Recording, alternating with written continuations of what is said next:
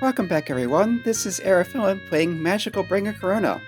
Last time we had a sudden beach trip where we met Serafina de Leviathan, Levia for short. She is another demon lord who lives in the ocean, and that's about all we know about her so far, except that she has similar power to Noelle's from what Korona can feel, and she has a rather sleepy kind of feel to her. Okay, so returning back to the castle. So, by the time we got back from the beach, the sun was well down in the sky. I returned to my room and changed clothes to take a rest. A cool wind blowing in from the window gradually draws out my weariness from swimming. The soft bed engulfs my body. I could fall asleep like this. There's still some time until dinner. I could take a nap. Huh? Someone's knocking on the door. I gotta answer it. yes. Oh, I'm sorry. Were you sleeping? Only half asleep, so don't worry about it. I see. I'm looking for Belith-chan. Has she come over this way? No, she hasn't. Did you get separated? Actually, I've been talked into playing hide and seek. It's not easy being a playing companion either. This castle's big. Should I lend a hand? My thanks, that would be most helpful. Okay, and here we have again the map of the castle. This was briefly used earlier with Raim's tour, but here we actually have different choices, and what we pick actually matters. We have a choice of 6 different characters. Each of them has their own scene, well, little scene. Some of them relate to actually finding Belith, some of them are just Korona brings it up, they don't know anything. It's a little more brief characterization. There's also a bit of something else going on with this that the game does not make clear, especially until later. There is sort of affection level system, companionship points, whatever you want to call it, with Subaru and Yuka. If either of them gets to a high enough level, they will help out in battle late in the game. Again, the game doesn't explicitly tell you this, and it also doesn't show what the points are, of course. So basically, if you're trying to get either of them to help you out, you want to go to that character as soon as possible, as often as possible, because the sooner you go to them in these scenes, the more points they get. And typically, with Subaru, going to Belith counts also. Since this is searching for Belith, she's not currently showing on the map, so we can't go straight to her. For this first playthrough, I'm going to aim for Yuka, and then decide what I'm doing for Ultimate Seams, I'm going to aim for Subaru. So for now, we'll start with Yuka, who is in her guest room. Yuka-chan, you here? Korona-chan. What's the matter? You look a bit upset. Yes, a bit. The mirror refuses to settle down. On closer look, the Genbu mirror was giving off a dull glow in Yuka-chan's hand. The treasure repels all things demonic and puts up an invisible barrier to guard the user. It's okay. It's a Demon Lord's castle to begin with, so with someone as powerful as Levia-san being here too, I think the mirror is wary. That's fine then, but tell me if anything happens, Yuka-chan. Okay, thanks. I'll ring eye on you. Smiling sweetly, Yuka-chan tucked the mirror into her bag. I'm a little worried, but maybe it's okay if she can smile like that. Oh, by the way, has Belith-chan come by here? Subaru-chan's been made it in the game of hide and seek. I'm helping search too. She hasn't been here. Yoshiomi-san has it rough. I'll let you know if I see her, though. Okay, thanks!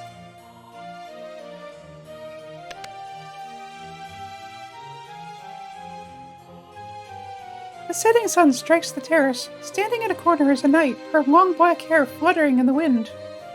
It gets my heart racing a bit, even though I'm a girl. Raim-san goes good with places like this. What are you looking at? I'm looking at you, Raim-san. You're an odd one. Aren't you scared of me? I was afraid at first, but I guess I'm not now. I thought the only ones who could approach me with a smile were the idiot cat or the scheming maid. Speak up if you want something. Have you seen Belith-chan? She hasn't been near here. She seems to be masking her presence and hiding somewhere. Okay, thanks. I'll try looking somewhere else. Thanks.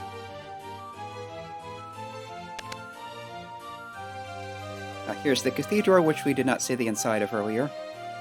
Hello-chan, here you are. What is it? I doubt has need of this place. Yeah, I'm looking for Bella-chan. I have seen her not. She hated this place in any case. Hates it? Though an angel, Belith knoweth not what manner of place the heavens be. She is as one who was discarded by her parents at birth. A homesick heart stained with resentment killeth its own possibilities. What do you mean she's killing her own possibilities? Hast thou not realized? One decideth for oneself what is possible for one. And knowst not, become aware, this thou canst do. After that we shall talk. Sure. Well, I'm off to look for Bella-chan. I'd like it if you'd let me know if you see her.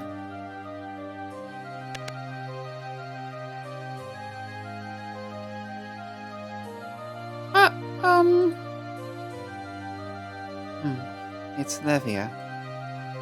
Levia-san, are you staying in the castle too? Such a chance comes perhaps once in several millennia. Humans invited by the demon lord Beelzebub? Most fascinating. Several millennia? Just how old are you, Levia-san? Come to think of it, despite how small she is, Noah-chan has lived about 100 years herself. So then, how many years would it take her to grow up like this woman? 20. What? As befits the Lord of the Sea, I have made the number murky in grand style. Huh. But age is a taboo topic, so let us not speak of it ever again. Otherwise, I shall wedge a great mass of murk between bread and make you eat it thrice and thrice. In other words, sandwich times sand. I'm sorry, stop it, enough! Okay, I did my best with this, but it doesn't really translate well. Levia has a tendency to use bad puns, which puns, being fairly simple wordplay, generally don't translate well across languages, so she starts off with the idiom Saba o Yomu, which its idiomatic refers to fudging numbers, but the Saba is literally mackerel, which is how it befits the word of the sea in a sense. I changed that to murky, which kind of fits both concepts. Then she continues using Saba from the idiom literally again, saying something about basically a mackerel sandwich. Thrice and thrice. Thrice is sando, which is 3 times. Sando is also sandwich. Sandoichi sandwich. So sando, it's bad. And it's something she does fairly often. So we have, in new characters, we have Belith, who is mischievous in a prankster sort of way. Raim, who is mischievous in sort of a startling people way. And then Levia is also mischievous in a sense with her bad puns. As long as you understand. So, your business? Have you seen Belith-chan? I saw her at the beach. Not like that. In this castle. Specifically just recently. I have not. It does not seem that she has left the castle. Okay then, I'll try looking inside the castle. Why am I so exhausted when all I did was ask her where Belith-chan is?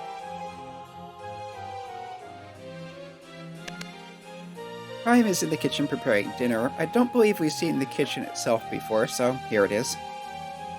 In the kitchen, a number of maids moved about busily. One of them really stood out. The angle from the ceiling, and of course she'll stand out.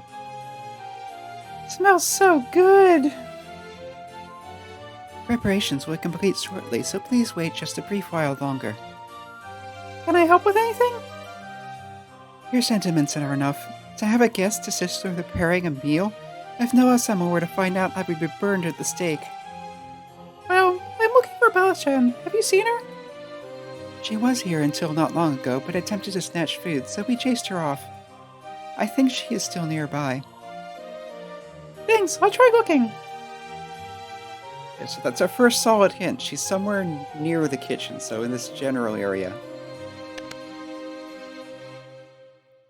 Could she be here? I entered the Great Hall without thought. An Etherean with a familiar face was lying there. Nielsen! Yeah, time for dinner, Nya? Hopping to her feet, Nielsen stretches herself out. She really is like a cat. Doesn't look like it's dinner yet. Hey, have you seen Bellichan? I was joking with her to kill time just a little while ago, but then she disappeared, yeah? There were noises down the hall, so I think she went in some room. Thanks, down the hall it is.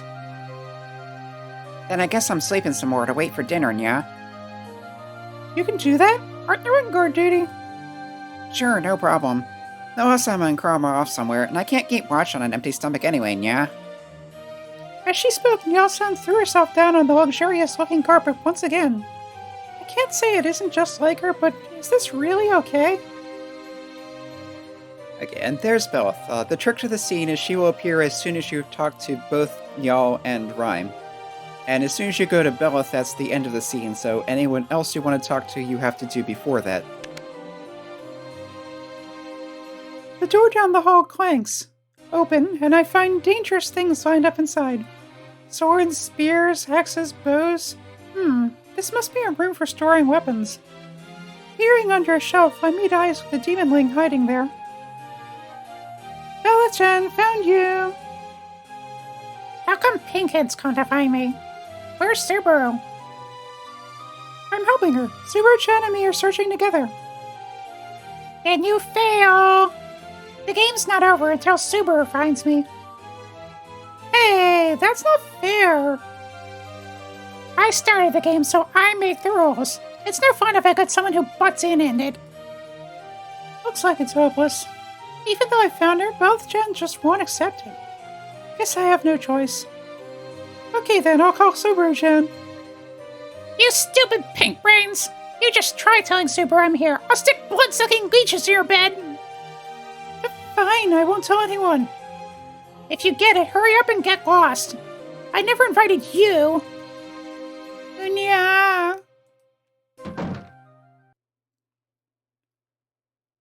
Bellichan's threatening attitude kicked me out of the room like it was an invisible set of arms. I sure messed that up. Maybe I interfered a teensy bit too much. I think we should cheer the two of them on and avoid getting ourselves involved too much. I walked down the corridor, thinking back on those words Yuka-chan said. I know about Bellichan's situation, so I wanted to encourage her. I know about Subaru-chan's distress, so I wanted to help her. But it's not just that. It was frustrating. There's nothing I can do. It's because I realized that Subaru-chan is adored by Bellichan, but I'm avoided. That was really frustrating. I wanted to play hide-and-seek with Bellichan. But it's frustrating, but there's nothing I can do about it.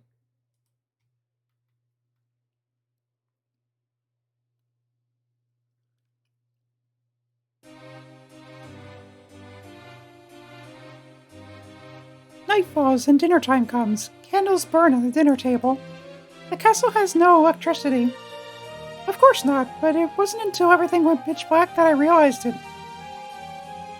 The oblong table is covered with a white cloth. Some distance from me, Yal-san and Krom-san fight over the food, just like always. And Subaru-chan and Bellichan are lined up together amiably. Subaru-chan apparently finished hide-and-seek in one piece and entered the dining hall with Bellichan, who looked pleased. The two of them are getting closer and closer as time passes. So close, there's no room for me to get in. But I guess that's okay. Korona-sama, you appear displeased. Does the meal not suit your tastes? Oh, sorry. I'm just lost in thought. It's really good. What's this dish called?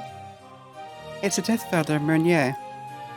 Death flounder? A flounder that inhabits the continental shelf in this region.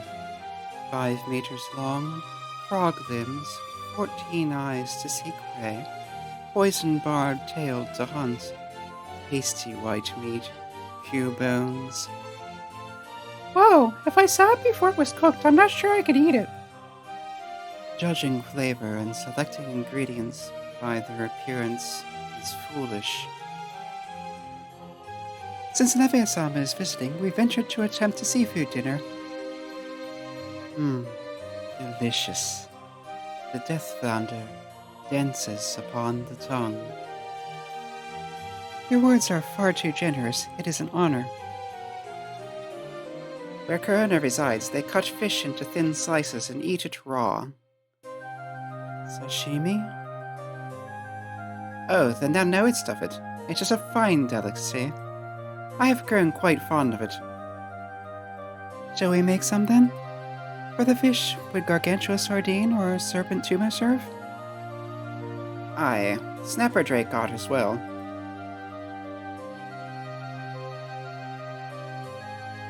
Yuka-chan, you're talking about some wild stuff.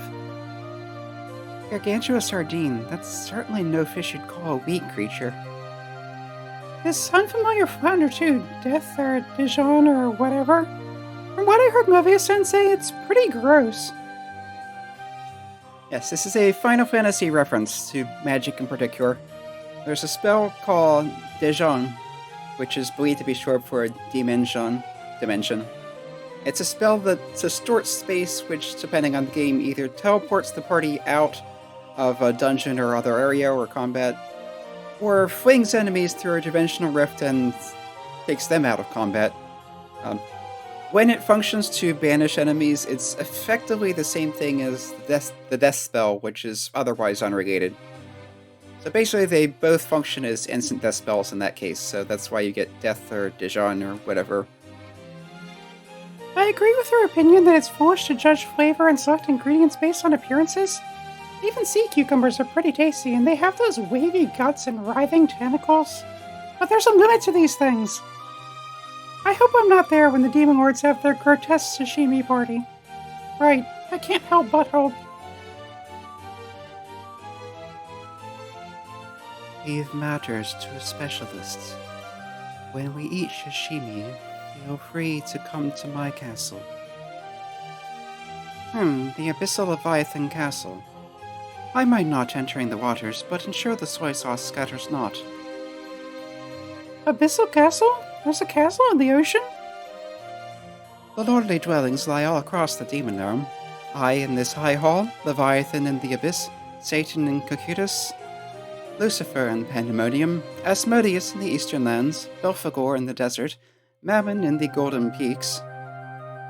Yeah, all this references Peter Binsfield's 1589 classifications of demon, which associates a demon with each of the 7 deadly sins. So, Beelzebub is gluttony, Leviathan envy, Satan or Ammon wrath, Lucifer is pride, Asmodeus is lust, Belphegor is sloth, and Mammon is greed. We didn't see it in the opening battle with Noelle, that I recall, but she does have a special attack called Sin of Gluttony. So you can probably guess what Levia has. Mammon? The name reminds me of Hard Gay.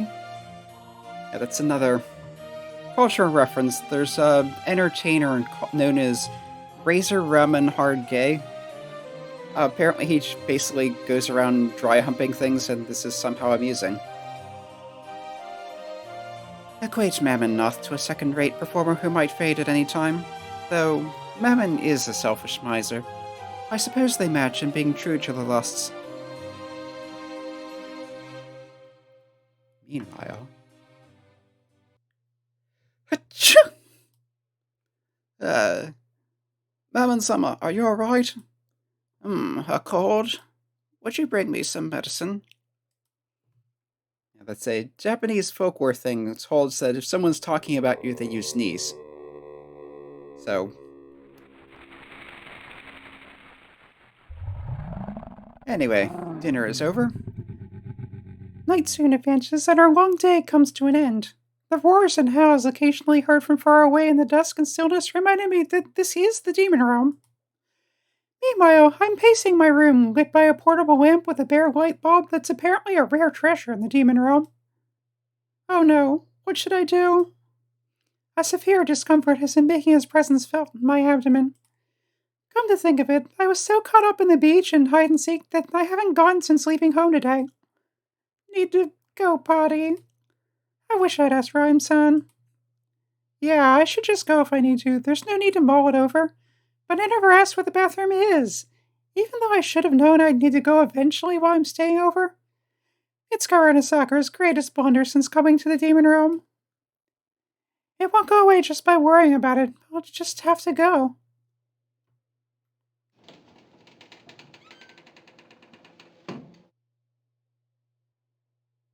Whoa. I know I said it. When I was asked what the demon room was like, I said the whole world's like a haunted house. But even so, it's not like it needs to have such a conspicuous setting established. Nice new creepy music in the background. Hey, Osiris, come out. I'm scared to go on. Osiris! He won't wake. Even if he did wake, he'd probably get mad and say, "At least do your business on your own," or something. But it would be so much more reassuring to have him here.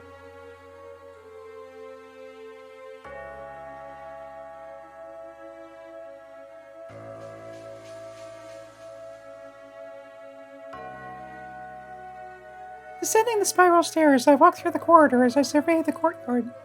If I could catch a maid, I could ask where a bathroom is, but for once I don't run into anyone. The starry sky seen from the courtyard is so pretty, but this is no time to stand around and look at it.